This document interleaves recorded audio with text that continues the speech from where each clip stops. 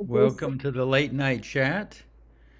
Late here, early in other places. Jay Sim, oh, it's being recorded. Jay Sim, can you put that email? And how about Goer? You up for reading? Sure, Jeff. Okay. Dear folks of Baba, I once asked Darwin Shaw, one of Baba's Western mandali, what is the biggest mistake Baba lovers are making? Without a trace of criticalness, he said, they think of themselves as small, and they remain small. Think big. Think outside of even the conventional spiritual box. Baba encouraged this also, even using the word big in capital letters. Darwin would impress upon us that we are embodiments of divine love right now, rather than thinking that we will attain this only in some distant future. On an overcast day, we say the sun isn't out, but it is there in full glory. The clouds are just blocking it. And in the same way, the clouds covering our consciousness are blocking the stupendous sight of the divine love within us right now. Back in the early 1980s, in the old Pilgrim Center, Baba gave me a metaphorical vision of this dynamic with his unfailing sense of humor. I see before me a man sitting on a chair with a faucet or spigot in his hands. Behind him is the infinite ocean of divine love, which is ceaselessly striking against him with full force. But by the time the ocean passes through him, all that he offers from his little spigot is a few miserly, I'm waiting for it, thank you, a few miserly drops, I guess, right? Yeah. Where did all the love go? What Baba implied in this vision was that by the time the inner ocean of divine love passes through the countless layers of our ego and personality self, all that comes out is severely limited. The ocean is reduced to a mere stream, at most a river, or with some people, only a few measly drops. I found with Baba's mandali that his love came through them with few obstructions, few impediments, and we received their love to the extent that we were receptive. Baba would often say that we have to get out of the way. We are the cloud cover blocking the sun. It is not that our love has to grow really, for it is already fully developed and present, and merely has to be unveiled and expressed. I find this dynamic supremely hopeful, a different paradigm from what people normally think about love. How to unblock the sun of divine love within us? There are so many ways that Baba has given. Foremost, as Erich would share, is to focus on Baba's personality in any way, shape, or form. Baba has said that even though his form is illusory, it contains the reality. And as we focus on his form, the clouds of consciousness automatically, though gradually, dissolve in his divine presence. In whatever way we focus on him, his presence, his personality, his life, serving his cause of love, saying his name, the divine love that he is and which is our very soul can flow through us. How does this help us? If we think that we are embodiments of divine love right now rather than sometime in the distant future, then we are not only asserting the truth of our being, but we are honoring our own soul. Our soul will never agree that divine love is only a future attainment, and not to be in alignment with our soul can create a deep, unnecessary disharmony within our inner life. Darwin would stress that the proper use of the intellect is to unfailingly assert that Baba, with his divine love, is always with us in every moment. Although we might not be aware of it, to think otherwise is profoundly disheartening and pulls down our spirits.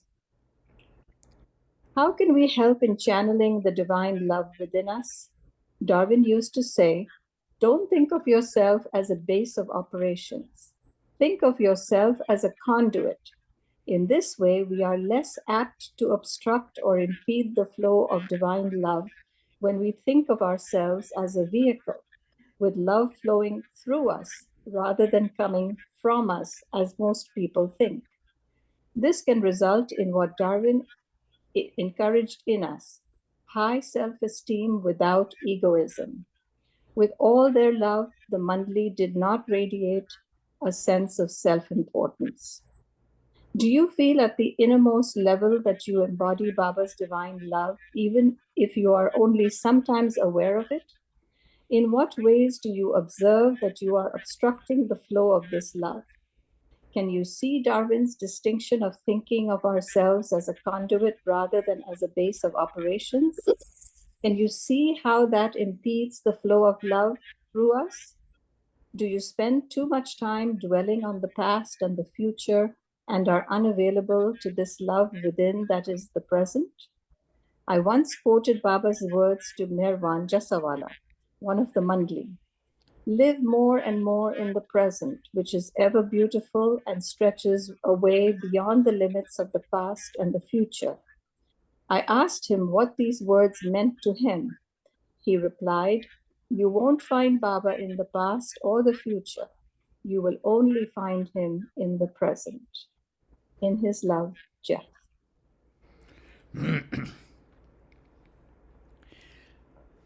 Can you hear me okay? Yes. Yeah. Perfect. So I mean, this was really valuable to me early on in my life with Baba to think of it as a present moment phenomenon and not some future thing that is like on the premises if I can access it. I know there's a line from Rumi that I liked. He said, with a basket of freshly baked bread on your head, you go from door to door begging for a few dry crusts.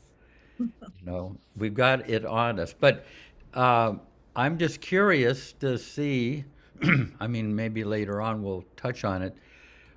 Uh, if this kind of vantage point kind of rings a bell, if it, I found it, like I say, I found it very encouraging and hopeful.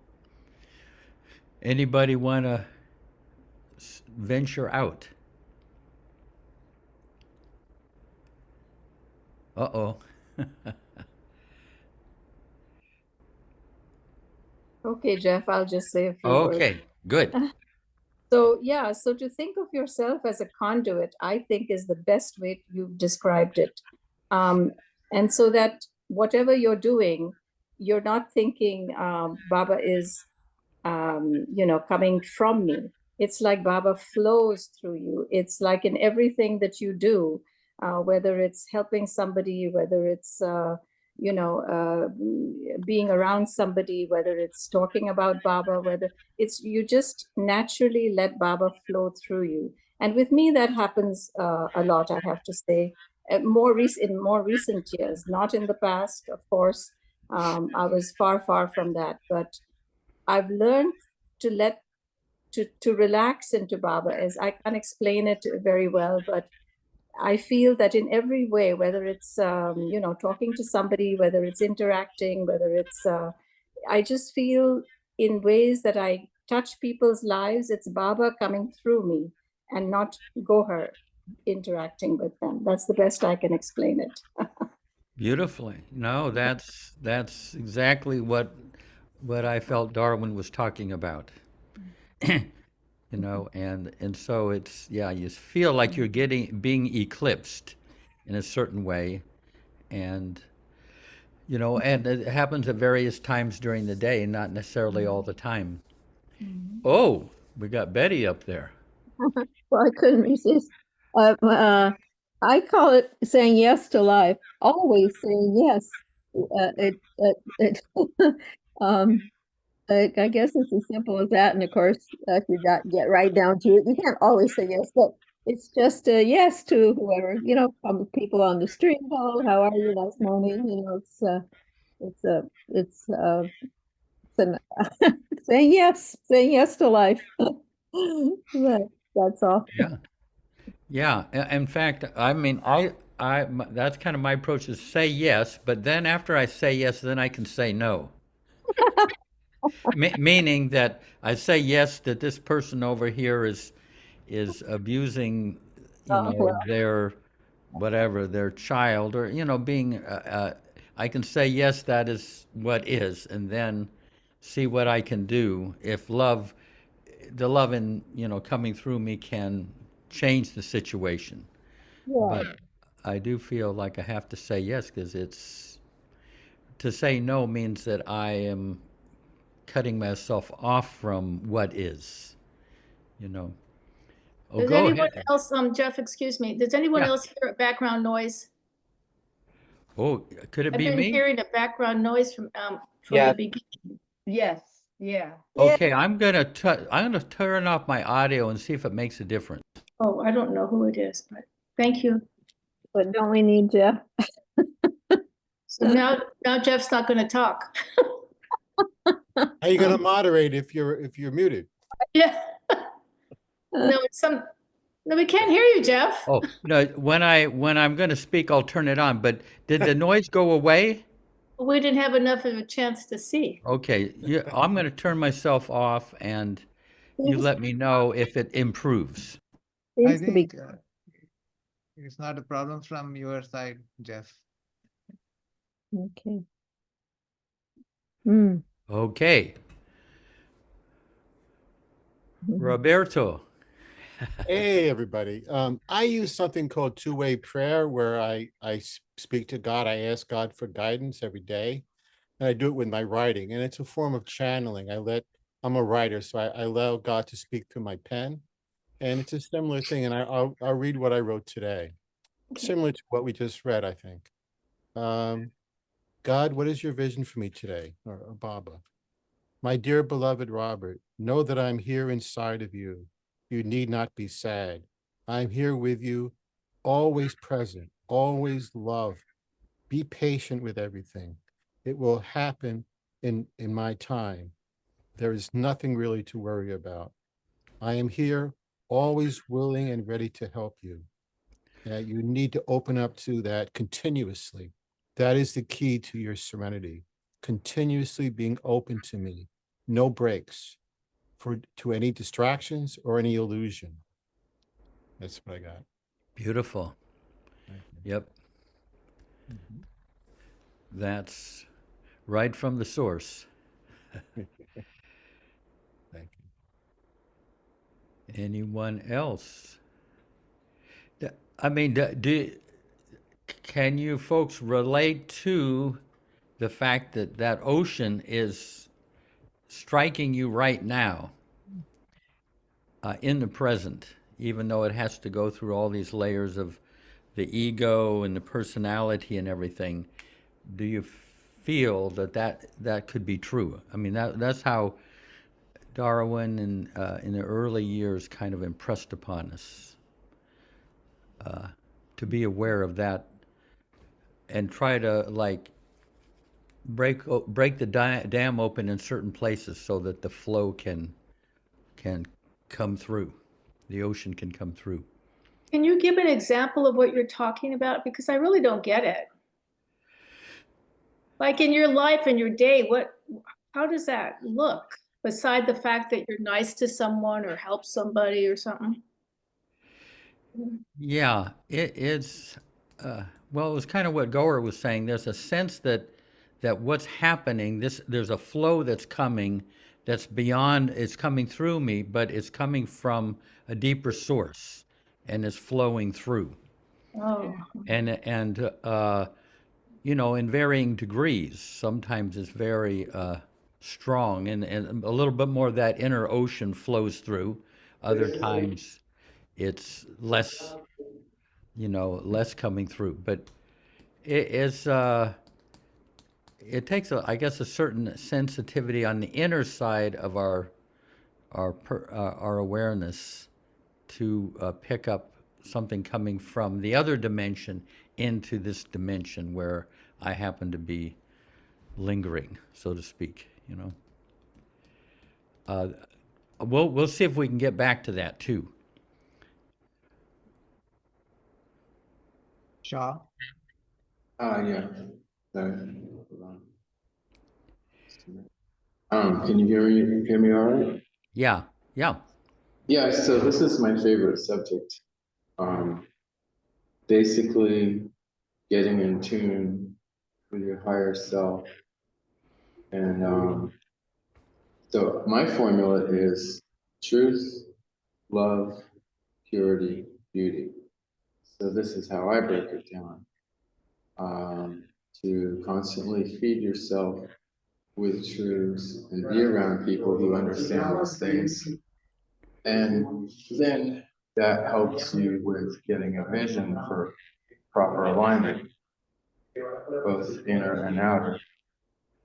And then open your heart up as much as possible. And Somebody needs to be muted. Yeah. There's Why doesn't everybody mute no matter what unless the speaker? Yeah, it's Equal really irritating. opportunity silence. Thanks. Okay. Sorry, Shaw. Hey, Well- Shaw, do you have that quote of Baba's, the essence of, you Being? know, that truth, beauty, To you know? penetrate into the essence. Yeah. Yeah. Do you have So- that handy right there? I don't, do you? No, but Tony will get it. Yeah, to penetrate into the essence of beauty. Of all being and significance, and release the fragrance of that inner attainment by expressing in the world of forms love, purity, beauty. Tony knows there are four of them. This I is think the it's sole true. game that has any Intrinsic. absolute and intrinsic worth. All other happenings and incidents can have no lasting importance. That's basically it. The only phrase I think was missing was for the guidance and benefit of others. Yeah. Yeah. Yeah. Good. So I've been in that place of unconditional love, you know, to a degree where it just spoke to me so strongly. I when I sort of had to like give the Baba world a little space, you know, I went here and there, and in Sarasota, Florida, I ran into Gopi and Neela, who were theosophists, but also attended the Unity Church, and also knew about New Thought, and also knew about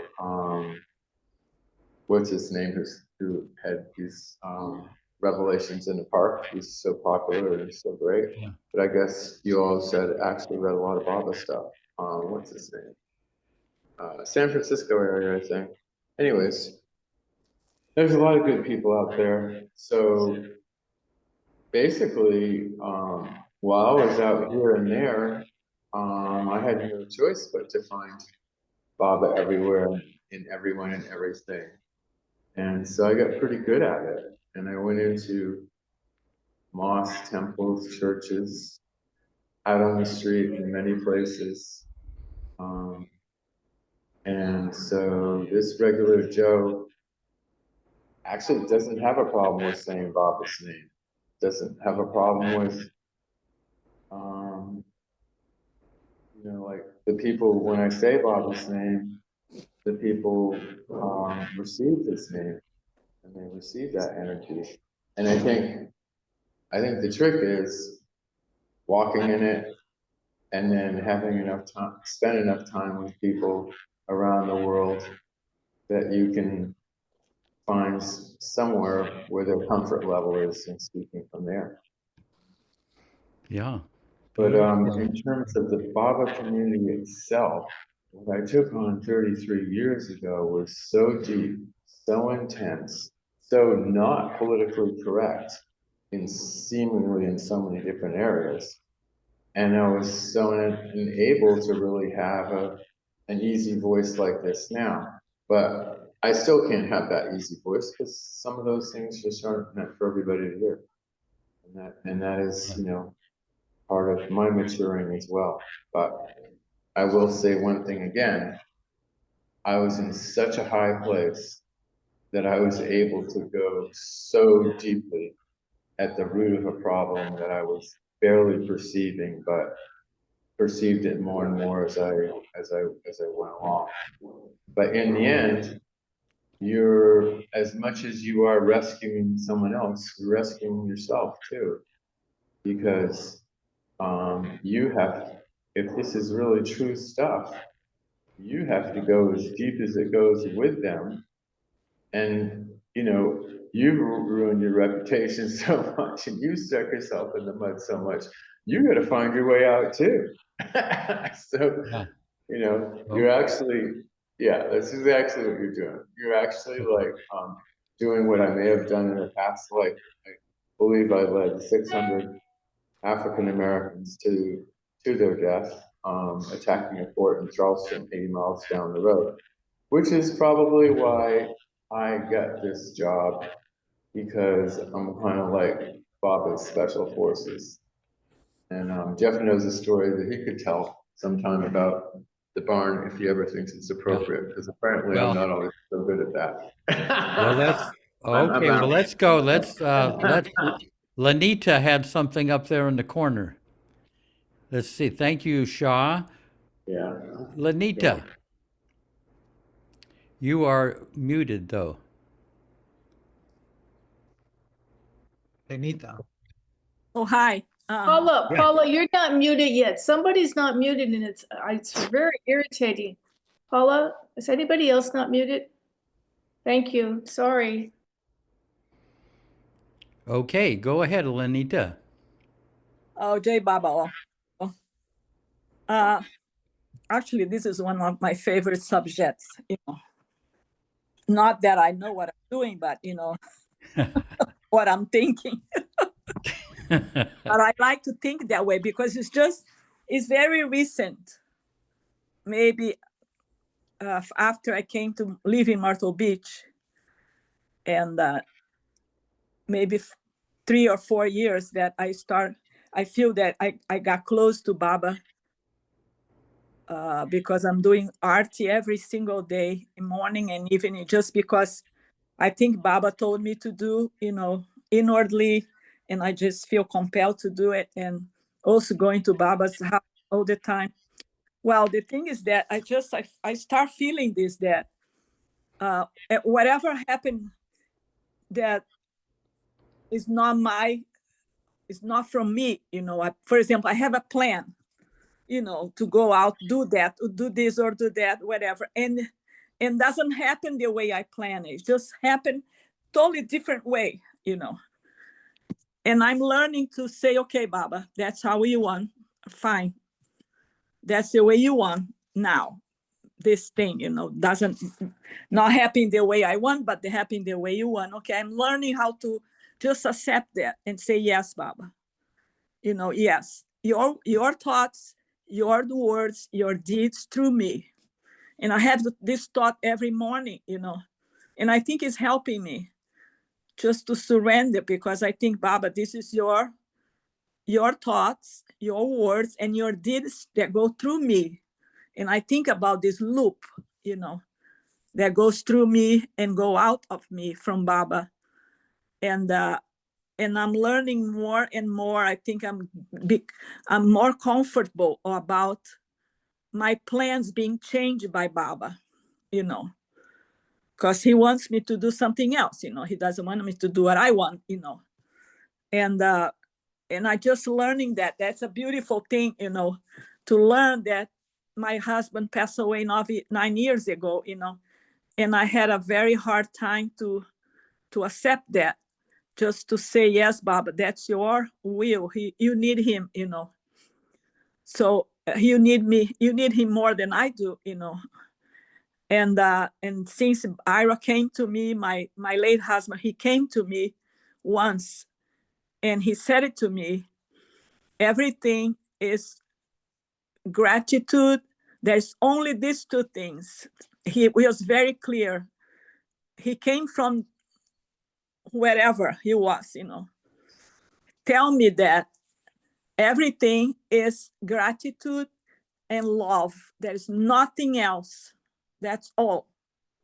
gratitude and love. And he was very, very clear in this message. And I'm just learning to be grateful because he died, and to keep on loving him like he was here, Let this love flow from Baba through me, through other people, and through him, That's the grieving for me. The grieving is not a sad thing. For me, the grieving is continue to loving him, the same love. It doesn't end, doesn't finish. The love doesn't end. It just grow and go to other people. So, and I feel that in this process of acceptance, I let Baba through minimal things, anything that in my grocery shopping or going here, going there, going to North Carolina, whatever it is that I'm doing, it's so simple. Sometimes I feel that it's not my will. It's my will because it's Baba's will. If it's Baba's will, it's my will. But I think I just let him go through me and say, yes, Baba, yes, yes. Whatever it is that, is happening that go against me, going against my desire, go against my will, it go against my liking. I don't like this. I don't want to do this. I don't like it. But he wants me to do it because it's good for me and good for whoever. It's just because he said so. He knows best. So it's just this thing is just growing on me. Very recent, maybe 3 years ago or 4 years ago. I don't even know. It's like just growing that way, that new way of living my life and seeing, it's just accepting because I have a son in Brazil who has a mental problem, mental illness. And I have to deal with this from here, from afar to help him, the doctor, the psychiatrist, the job, this constantly every day, So, and this is really stressful for me, And that's a big, big learning for me of accept that Baba, he's got his journey. My son has his journey, and I can't interfere with that because his journey with Baba, I cannot interfere. As the same way as my journey is to be there for him, and I cannot interfere with that. So I just learning to be that vessel like Darwin Shaw was talking about, that vessel of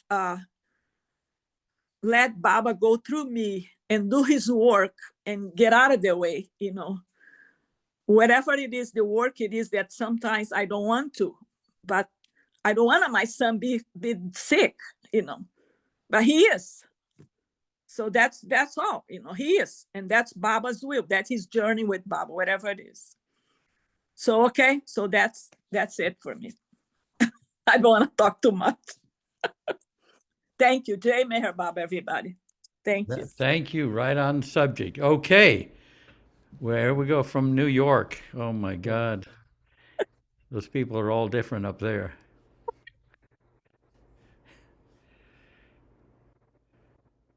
So, Tony. Okay. Yeah. I wasn't sure what, I mean, when I first came to Baba, I just, he said, you and I are not, we but one. And I knew Baba was love, infinite love. And so it was very easy to accept that, to take his word for it, and very often it is. But I think over time, it's sometimes not as simple because we experience our limitations. And whether they're real or they're not real, I find myself facing limitations, blocks, places where, recently discovered, when my father died, he had cancer, and for that next year, I was 9 years old, and I read the medical book, the big, thick medical book. And during that year, I imagined that I had the symptoms of every disease that ever was, and somehow I came out of that. I think mostly because of the Beatles, but let me see. In 2018, I had I didn't feel it as a heart attack, but I was told at the hospital, you've had a heart attack and you need to have stents, 2 stents put in. And ever since then, I've been really conscious of my heart. When I lie down at night, I can feel it. And if I lie on this side, I feel like I've got pressure on my heart. Not every night, not all the time, but enough. And as I was talking about it with Bob at one point, I became aware that it was a kind of that 9-year-old's hypochondria, but what it is, it's fear and worry. It's fear and worry that I never really thought about as fear and worry. I just thought, oh my God, my heart feels differently now because I had stents put in. And so I did some work with Baba and also with a friend that I talked some of these things over with. There it is. It's worry and it's fear. And it's constantly there on some level. And for the first time, I had just briefly, momentarily, 15 minutes or 20 minutes, whatever, a sense of that being gone.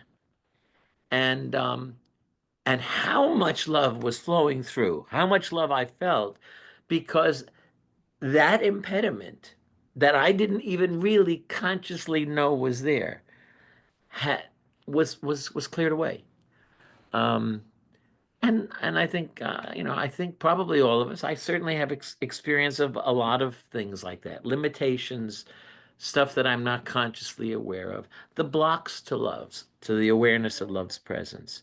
So I think it's at one point and at times in my life, it's as easy to say, Baba says, you and I are not we but one, and I feel that and I know that. And then sometimes it's not so simple because all that stuff has to be looked at and cleared. So,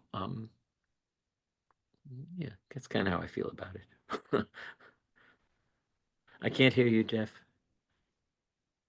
So, yeah, thank you. And that's, yeah, you become aware of the impediments that are blocking this stupendous ocean coming through us. It gets siphoned off this way or that, and but it's a whole process, and I think over time, the ocean starts to flow through a lot more. Like I say, in the case of the mandali, I just felt such love flowing through them. Kind of Baba had cleared away so many of the impediments, so that it was coming so freely through toward you. Yeah. Anyone else? Um, ah, Deborah. Thank you. Thank you, Jeff. First, I want to say that I think you should publish all of these late night essays because they're truly remarkable, not just food for thought, but they just contain so much priceless wisdom. Each one is just a gem, a perfect pearl. And I just also want to thank Lenita for what you said, Ira's message to you that everything is gratitude and love. And I do think so much of our relationship with Baba depends on trust and transparency, but it also has a lot to do with getting out of your own way. And as Tony said, fear and worry play a big role in blocking that. And Marta, I think to answer your question, I think it's, at least for me, when I'm spontaneous and I'm not self-conscious at all in any way, that Baba can flow. And if I'm thinking about myself or I'm worried about what someone is thinking about me or is saying the right thing, then it loses all that magic. So I think that's the answer. It's to not be self-conscious. In order to do that, I think we have to trust ourselves more. Like I think Baba, he wants us to trust him, but he also wants to trust ourselves. It's like maturing somehow in his love, that he wants us to take some responsibility for that as well. So it's like a working relationship all the time. And just getting out of his way, I think that's why he doesn't want us to worry. for that very reason, because it blocks that flow. So thank you, Jeff, for sharing those Yeah, beautifully wonderful said. essays every Sunday. Yeah, no, beautifully said. It's yeah. I mean, Darwin used to say, we are meant to flow. He used to say that over and over again. We are meant to flow. Martha. If you'll all bear with me, I was pondering this afternoon, thinking, what does that mean? What does this mean that he's talking about? And I had a stack of glows, and I was going through the old glows looking for pictures of Mara. And I came across this beautiful tribute to one of the most beautiful souls that we'll ever know, about Erich. And I have a little story to read because it exemplifies, it answered my question through the mandali, through Erich, and how he lived. This is a tribute by Greg Butler to Erich. And it's this little story. A couple of years ago, I had a dream in which Mayor Baba was pointing out to me Erich as a good example of a person to emulate. And I said, yes, Baba, Erich is a great disciple. Baba corrected me by saying, Erich is the greatest disciple I've ever had in any Advent. I shared this with Erich the next time I went to India, and he said, like an innocent child being offered something beyond his wild imagination, any Advent, he said? He made a joke. I returned from my last trip just 10 days ago, a trip I made hoping I'd see him one last time, hoping my daughter would get to meet him for the first time. The day I arrived, he was working in the trust office. He could barely walk with the assistance of 3 people. He could barely see. He could barely hear.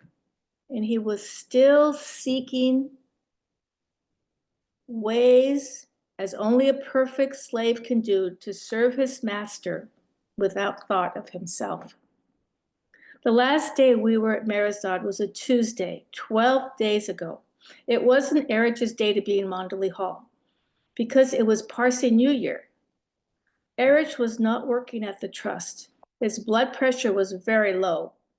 His caretakers were urging him to go to their room and rest. He wanted to meet the pilgrims in his chair outside the blue bus. He was hugging children. He was joking with them. He was pulling them close.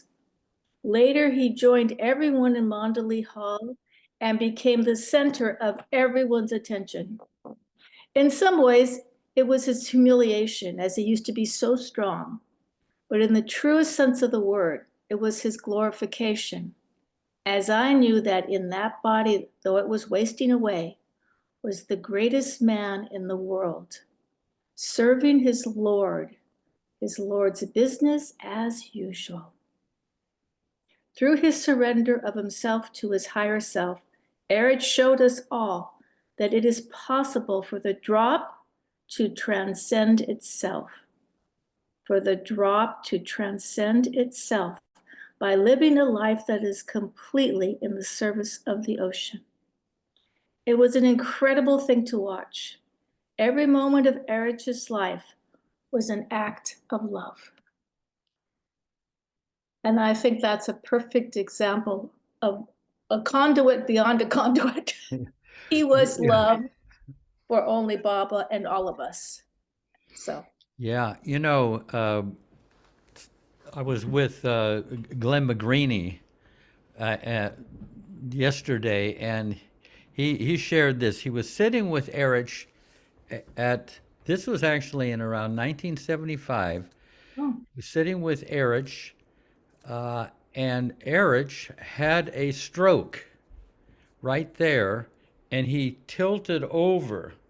This is in Mandalay Hall, or with people around, and people continued to ask questions, and he continued to answer. Wow. Until someone was horrified and said, we've got to get him away from here, and see that he's treated. But while having a stroke, he was still, available. somehow he came out of it. Thank God he came, got his speech back, and I mean his whatever recovered, and we got him for quite a few more years. But another 30, well, 25 years or something like that. Yeah. Okay. Peter, Yes, hello everybody. I had to say my prayers before I spoke because this is a very triggering subject to me. I want to read something first because sometimes what I wish is people would forget what they think they know about God or love. There's this part in You Alone Exist where it says, you are the door and the window, you are the marble floor, you alone exist. You are the medicine and the disease, and the doctor also. You alone exist. You are the game and the player, and the spectator also. You alone exist. Then he goes on to say, you are the flower and the thorn, and you are the fragrance. The fragrance, you alone exist. You are the prayer and the words of the prayer. You are the forces of evil and the powers of light. You alone exist.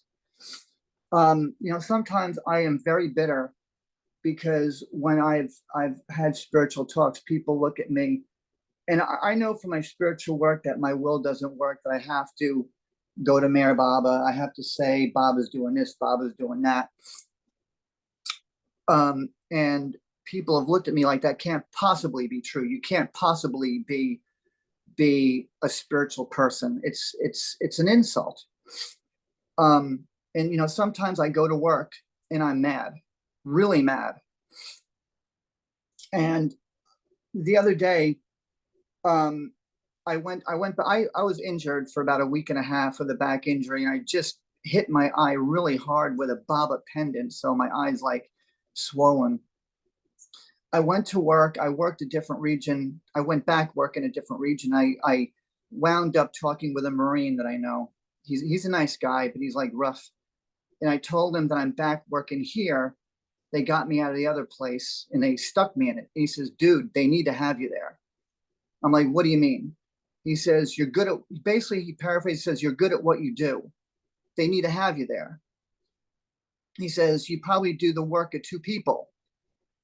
And, from reading Erich, reading the mandali, what was very, what I took to heart many times is there's a story how Mayor Baba was talking with his dear ones, and they gave him very bland answers. And Baba started going deeper and deeper and deeper in what Erich said, a very loving way, a very tactful way to uncover the real state of the people's lives and realize that they were poor, they weren't educating their kids well, they couldn't eat. And what I find when I'm doing my job is in a way to do the same thing. And I'll tell you what, if I drive without saying Baba's doing the drive when I'm mad, that could be hazardous. When I'm going on these very nonsensical dispatch calls and I'm mad, I can't be that way entirely when I'm dealing with a client. These people pay $4,000 for rent. I'm security. I need to be nice. And sometimes I go in there, I have to say, Baba, you talk to them, because me, forget about it. I want to tell them in lip readers, you can kind of take a break now. It's like, that's what I want to say. Just shut up. But when I go into my job, I have to ask Baba or tell him, please talk to these people. And I end up being very nice, very calm, very centered. And often when I dig deeper to find out what's bothering them, I find that they're in a no-win situation. And I deeply empathize with them. And when I do my reports, I'm known for my reports. I'm very detailed with reports that count. I'm very detailed. And I give a pulse of the situation that's happening. So And I had a rough day. I find that based on what I've uncovered, I've lost people that I felt very loved by in a Bob community are detaching from me. And I want to tell you that when people say, just pray to Baba, pray to Baba, pray to Baba, unfortunately, when I think of him, I think of our current administration in the United States. That's who I related to often. Not fun. Not fun talking to a God that you think is him. I do it, and I'm nervous saying it, and I'm watching my time so I don't get yanked too quickly. But again, when I argue with fundamentalist Christians, I've gotten tired of it. And what I want to tell them sometimes, I've told them, is you may want to forget what you think you know about God and spirituality. There's a different way of looking at things. All right, I'm getting the gag order. I'll pass with that. Thanks. No, Peter, you bring up important things, but one thing that occurs to me is because of the stuff that comes up in you, you have to kind of get on your knees and ask Baba to live your life. You know, I mean, as disturbing as these things are, you know, sometimes if everything's going smoothly, you're not as, you know, we're not as dependent upon Baba. There you are. I mean, there's the line from Mani Baba's sister, I've quoted here before. She said, I mean, she would quote the saying, I pray to you for strength to carry out your work. You gave me weakness so I would depend on you. You know, and there's a deep truth in that. Sometimes when I find myself, when I feel inadequate to a situation, I have to turn to Baba. I mean, I'd say, wow, why can't I just be adequate? Why can't I just carry on? But I thank Baba that I'm having problems because I have to think of much more profoundly than when I'm doing things that I'm pretty, pretty, you know, pretty adept at. So, yeah. Anyone else? Oh, Shaw. Hi. So, I mean, this whole subject has been, I think, the subject for my whole life. I remember when I was 3 years old and I used to see colors so amazingly. And looking back, I guess it makes me feel that my some chakra anyways is really open. And then as time went on, all these things happen in life, and you seem to lose some of that innocence, as they call it. And then you're fortunate enough to be born hey, in this time. Yeah, this. wait, Shaw, wait 1 second. There's another voice that's kind of echoing in there. Yeah, he's gone. Oh, that was somebody with you there. Okay, Yeah, I'm on a stairwell, but he was there. I got So it. then you're born in this time, and you're lucky enough to run into Mayor Baba. And you kind of, you know, we review, oh, so where did this all begin? Well, I guess for me, in a way, it started at 3 when I first had an inner experience with the way that I was seeing color.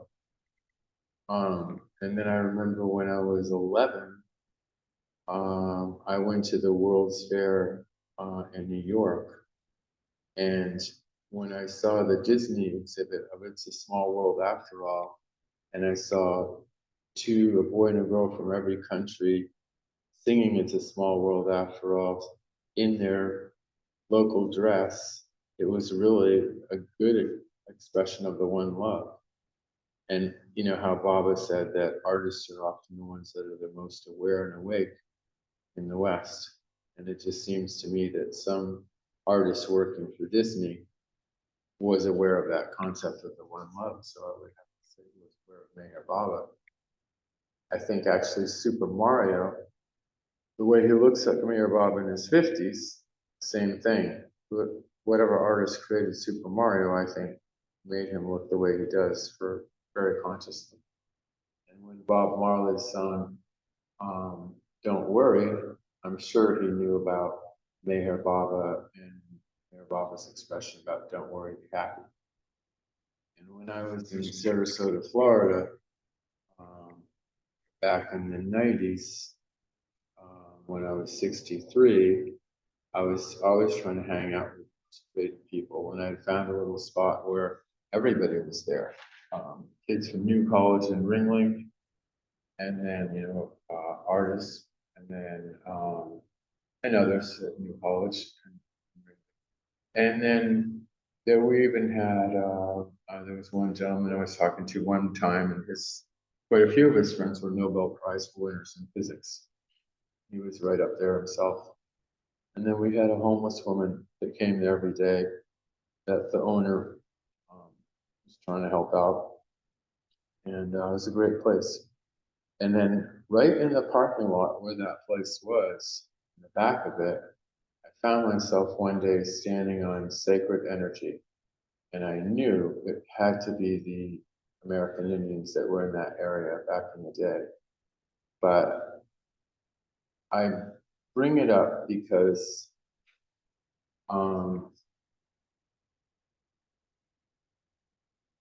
I've had a lot of these experiences, and when Woodstock took place, I didn't even go to Woodstock, although most of my friends did, but it already picked up on Meher Baba's energetics, especially through a guy named Michael, who actually used to live in the Woodstock area where Tom Riley and others lived. And anyways, he talked to me one day. He didn't mention Meher Baba's name, but he kept on asking me these questions and follow-up questions. And as he did, I became aware of something that he was connected with. And then that was when I was 14. And then when I was 16, I knew who Meher Baba was. And when I didn't go to Woodstock and had already felt things, even feeling things when Michael was talking to me, I felt like actually I didn't really miss that much because I had already connected with that divine love. And Hey, Shaw. so yeah. Shaw. I'm We sorry, have some talking other too much. people here too. Yeah. We Okay. wanna. I have nothing more to say. Yeah. I'm good. I'm Okay. tired. I'm Okay. bored. Thank you. Let's go. We haven't heard from Robert. Who you're? Yes, you had. I spoke earlier, but I have a brief quote by Mark Twain I wanted to share. First, I want to show a little sculpture I have of Mark Twain with Baba pin. He's a Baba lover, I'm sure. So here's the quote. Let me put Baba up. Let me put Mark Twain up there again so everyone can see. You can't reason with your heart. It has no law. It has its own laws and thumps about things which the intellect scorns. So that's the quote. I can't hear you, Jeff. Read it once again. Okay. You can't reason with your heart. It has its own laws and thumps about things which the intellect scorns. Yeah. There's a line from Rumi, something like, the intellect can't bear the folly of the heart. Can't tell. Okay. All right. I wanted to share a little humor. Yeah. Thank you. Yeah. Go for it, Tony. So, fellow who I've considered my best friend in my early days with Baba. He's since passed away, but he had the most amazing, wonderful sense of humor. And at some point, I came to think that I wouldn't be surprised at all if he had been Mark Twain. He had similar qualities to him. So I'm only sharing because something just happened now, and I think it sort of relates to this subject because we're talking about this love that's flowing, and it's always flowing, and sometimes we're aware of it, and sometimes we're not. And do we recognize it in ourselves? Do we even recognize it at all? Well, I had to during the summer I had to rearrange all everything here, and I had to box up all my books, and I had to put them all on the shelves, and for the first time I had them all lined up in subject areas, Baba books, other spiritual books, astrology, whatever, all across neat out to the edge of the shelf. um, the only one spot where they're laid flat is Course in Miracles and a copy of my book, which we do the Course in Miracles one lesson each day. So, but other than that, everything is lined up perfectly. You can find any. You've seen me jump up and find a quote, and for the last month, I can't find the Harry book, the book about Harry Kenmore. And I'm thinking, I mean, if I'm 72 and I forget things, but I just ask Baba, where is it? And like Baba will just take me right to the place. Like I'll just let it go, Baba, show me. And I've been doing that with this book, and it's just nowhere. I've checked on shelves upstairs, and I've checked in the bedroom, and it's like, and it keeps coming up. And so while I was listening to whoever was talking at that moment, again I said, Baba, where the heck is that book? And the thought came to me, very clear thought. When I do find it, it's going to be so funny. And at that instant, Baba said, look right over there. And where I had that Course in Miracles book and my book, that every single day I take that book out and we read a lesson from it. Right underneath was Harry's book. I had to pick it up every single day. So, and the only reason I share it, except for that it's Baba's sense of humor right here and now, is the love is there, is just there. It's there all the time. Whether we think it's flowing through us or not flowing through us, or we're getting in the way, it's just there, but we somehow like we miss it sometimes. And when we're ready to, maybe it just comes to like when you're ready to see the humor of missing it, that he'll show you where it is. So at least that's what happened tonight. Thank Yeah. you. Thank you. Hey, I'm going to stray off here a little bit to see. Emmy, you can say you can pass, but Emmy, you're a therapist, and this whole idea of being a vehicle as opposed to a base of operations. Anything you could say to that? I will just share these two Baba quotes that I have that are from my wedding with Anthony. Mm-hmm. One of them is, the smallest thing is as big as the biggest, and the biggest thing is as small as the smallest. Meher Baba. Beautiful.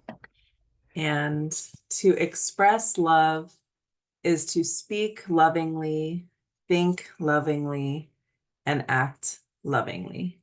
Meher Baba.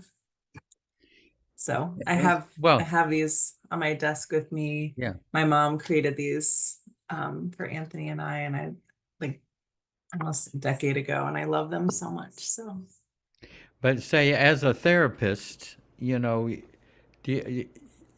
I mean, don't you get the sense that somehow in these sessions something is coming through you more than say from you? I mean, there are insights and responses that are kind of coming through. Do you find that you're more of a vehicle than a spokesperson? yeah, there's a beautiful song that I play sometimes. It's basically asking God to create space inside to be a vehicle. Yeah. I'm going to find that song. I'll put it in the chat. Okay, oh, good. All right. I was trying to branch off to some of these, other people. What about Christina? Anything comes up with you?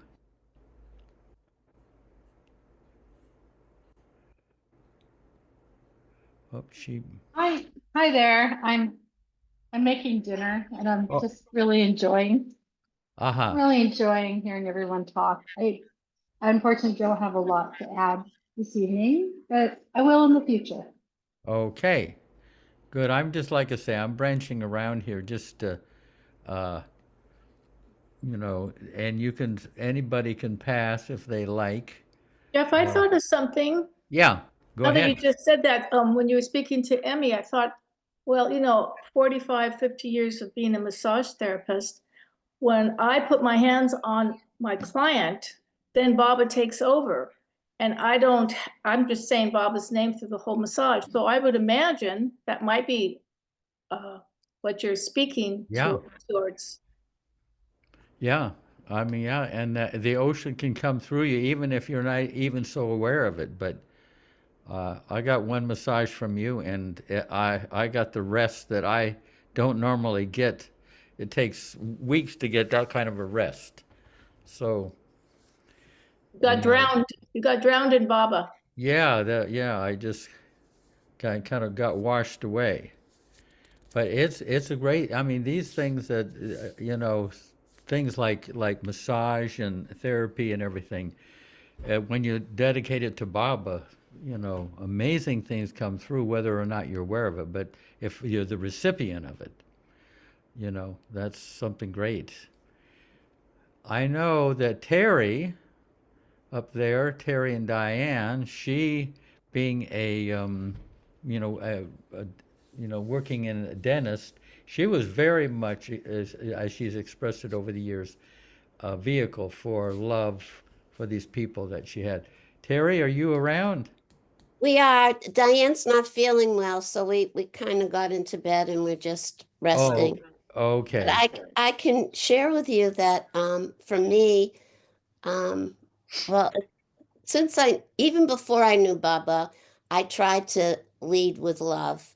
But once Baba opened my heart, I tell this story that when my kid was born, my heart flung open with love in a way that I had never experienced before. And I thought, this is it. And I could love everybody differently. And I could really be, I don't know. It was just, that was it. It was open. And then I say that it made room for Bubba to slide in because he came after her. And then my heart even expanded more. Sometimes I can't even believe it. I feel so grateful that I can, take care of people and love them. I'm a little burnt out now because I just have been through a lot, but on the most part, that's really all I know is letting Bubba in to my heart, and then it just comes out of me. So it's what you say. Yeah. And you do radiate it. You both, it just comes through. Even if you're not, as an observer, I get to see it, Hmm.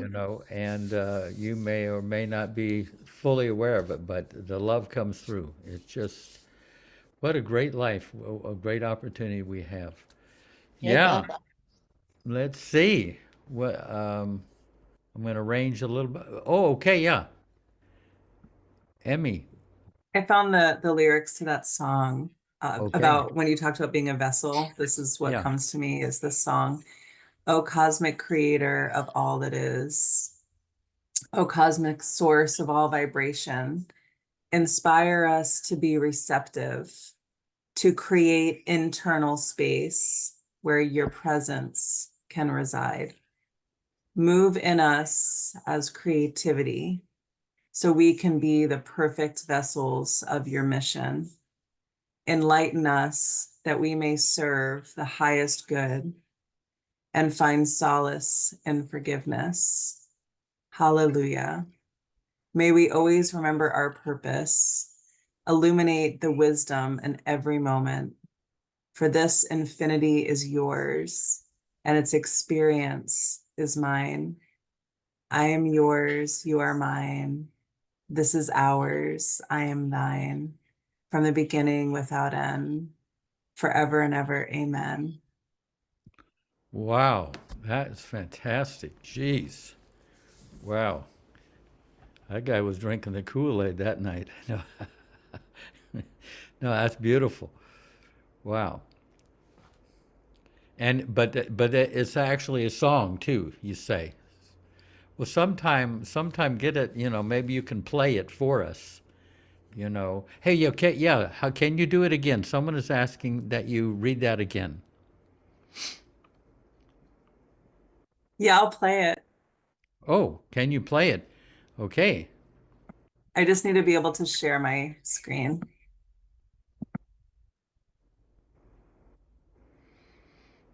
Is there someone who can give the host permission? Seema. Jay Seema, do you know how? I'm sure. Do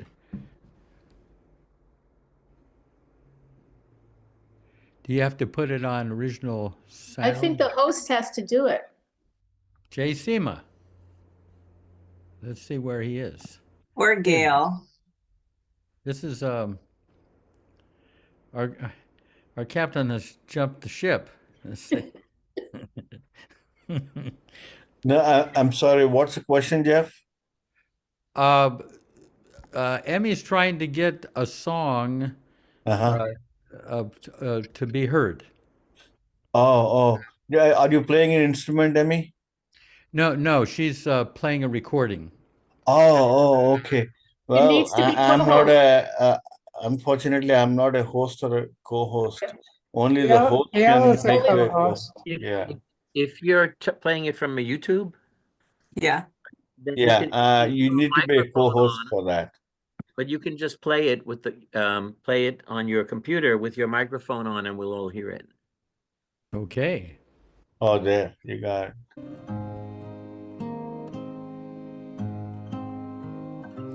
O cosmic creator of all that is, O cosmic source of all vibration,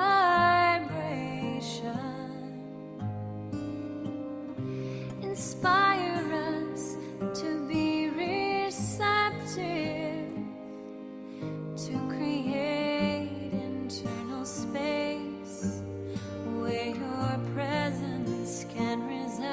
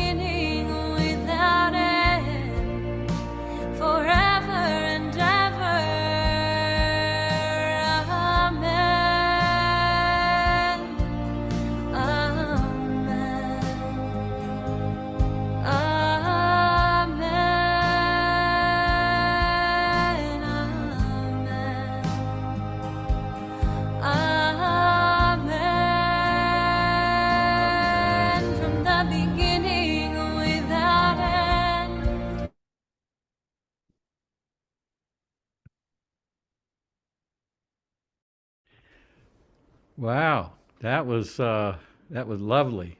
Jeez, what are we doing here? So, I guess we're getting close to the end here. But you know, Ronnie Greenstein wasn't here, but he was hoping that maybe part of this would be read, and then maybe we'll have a few moments of silence.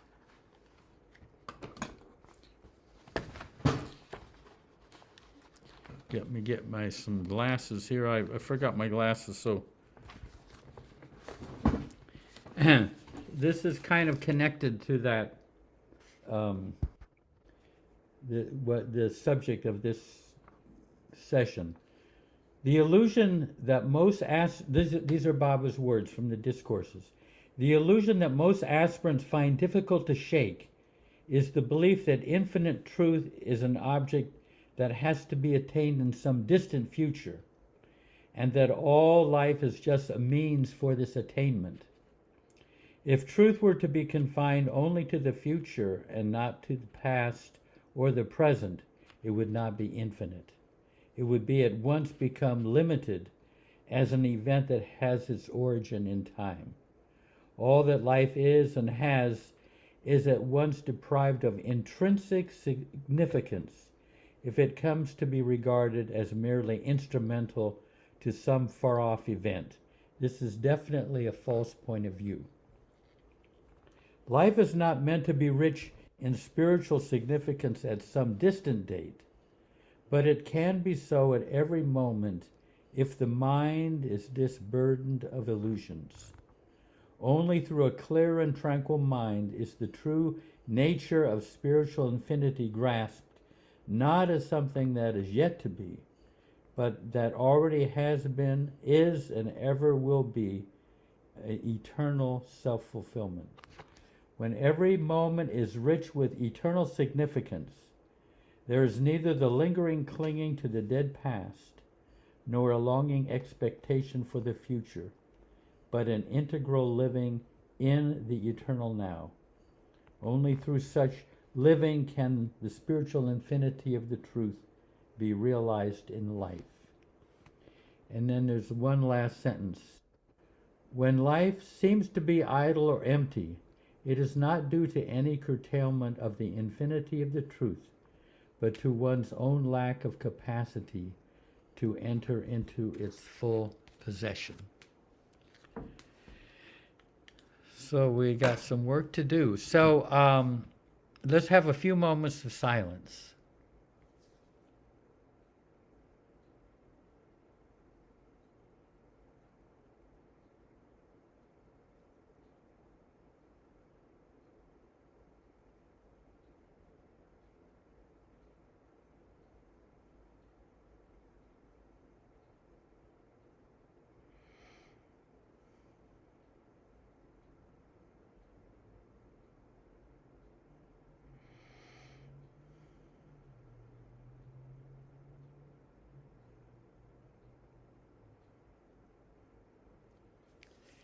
Jai Baba.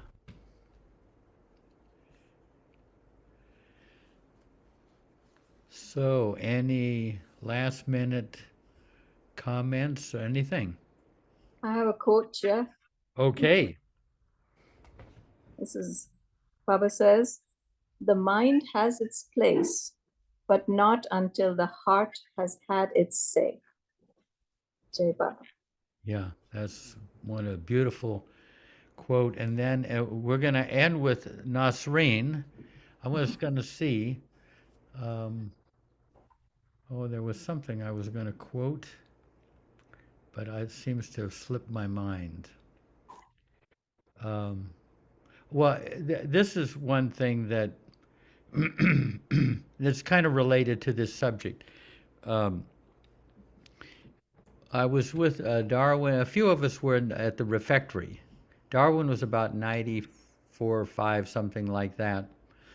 And he had never really said what his experience was. I mean, you could infer from what he said. that he had a certain knowing, but he didn't say, this is my experience. But I got this whim and I said, Darwin, you have a lot of rare wine in your cellar.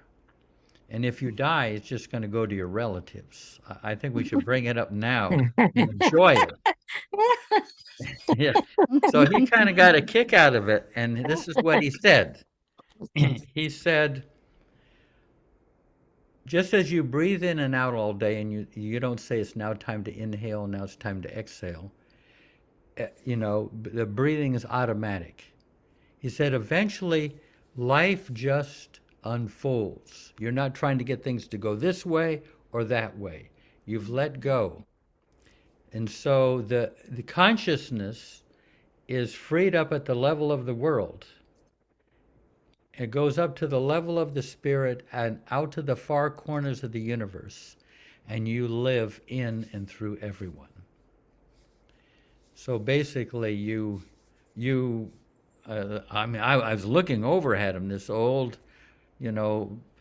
wizened old gentleman, he's sitting on a treasure. He's like spread out to the far corners of the universe, and there he is right in front of me. So he's actually kind of, in a way, at some level, become the ocean, rather than some little few miserly drops. So yeah.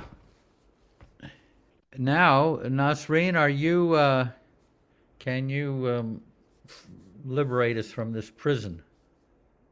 Sure. Yeah. Okay. Avatar Meher Baba Ki Jai. Avatar Meher Baba Ki Jai. Avatar Meher Baba Ki Jai. Jai Baba, Jai Baba.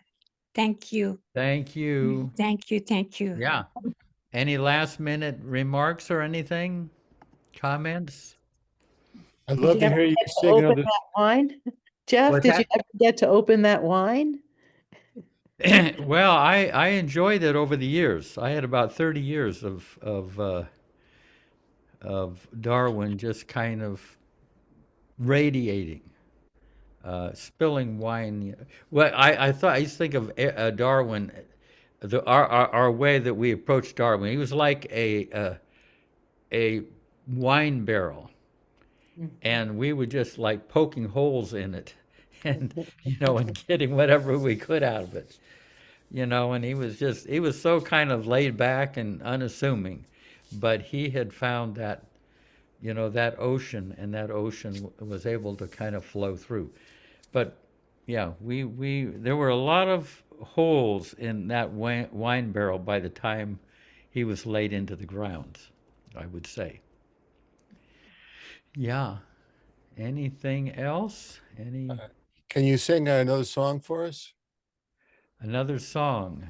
You don't have it in you, don't worry. I love you singing. Oh, let's see. Wow. 1 second here. I have to put on the. Oh, I do have the original sound on. Okay. I'll give it a try. Thank you.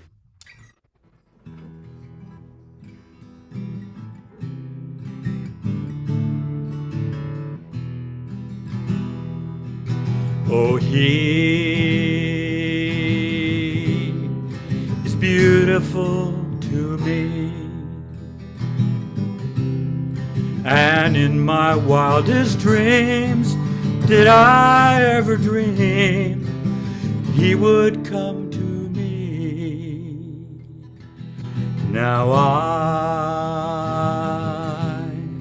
was lost, but I have found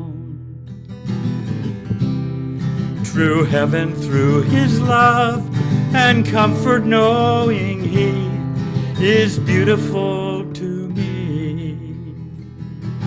He's the key to the door of joy never ending. He's the light, he's the way, and without him I'd say I can't go on, for he is beautiful to me. He gives me so much love without thinking of what he gets from me. He's the road with no end. He's love everlasting. He's the light, he's the way, and without him I'd say I can't go on. And I will love him till I die. And even then I know our love will grow and grow. He's so beautiful to me. He's so beautiful to me. He's so beautiful to me. He's so beautiful to me.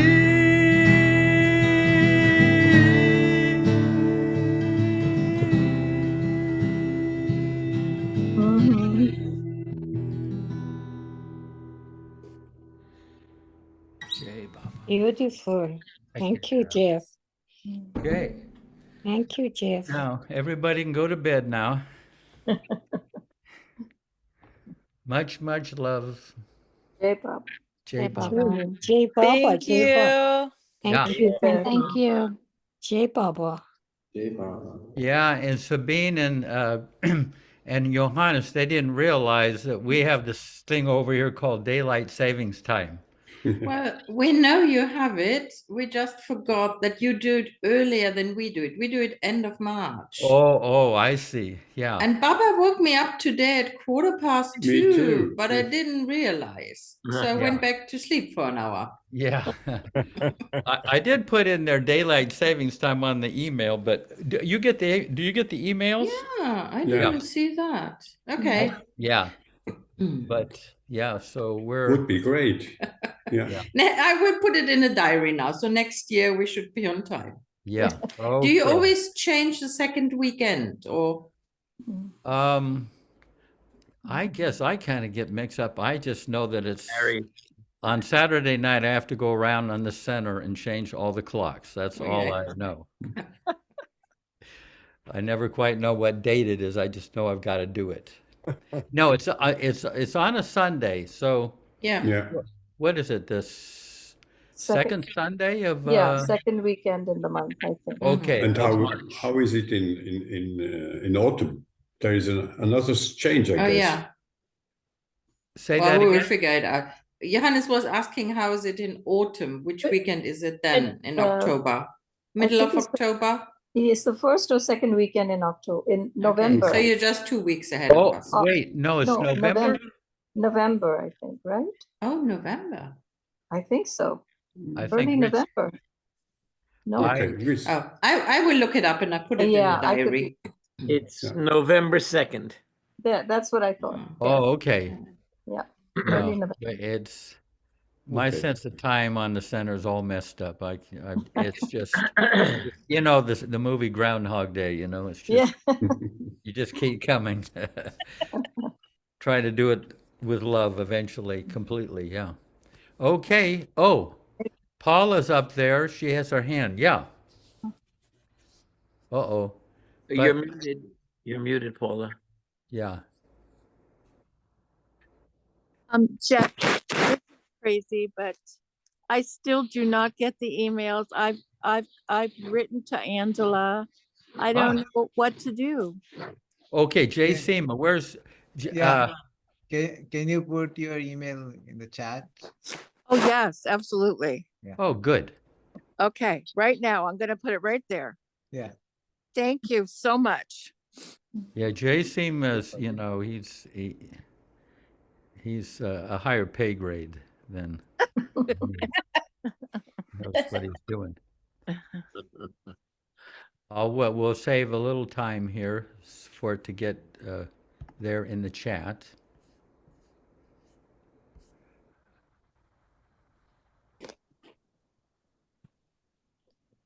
Ah, Wait, okay. I have to go back. 1 second here. Okay.